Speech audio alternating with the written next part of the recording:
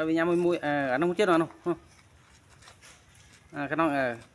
cái bám này ôi khơi mùi camera đấy ở nó khoang nhắm đấy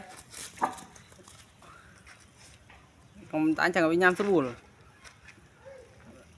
bánh tráng mẹ ba làm tẹt mà lại mùi cho mà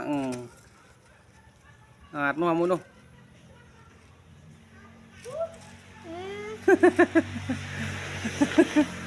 nó không biết đâu trúc nó ban nhăm này